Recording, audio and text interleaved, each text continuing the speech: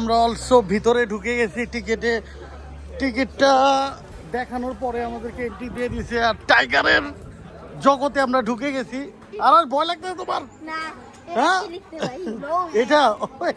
এটা হচ্ছে টাইগার ছোট করবে তোমার। তো গাইস এই যে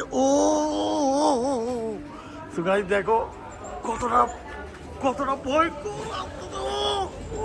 তো আমার চাপটাই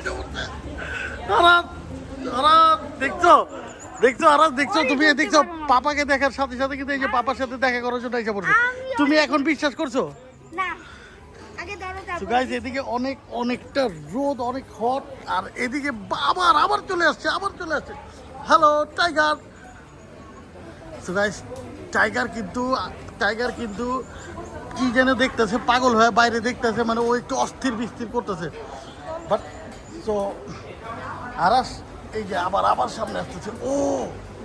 ওই টাইগার আসলে অনেকটাই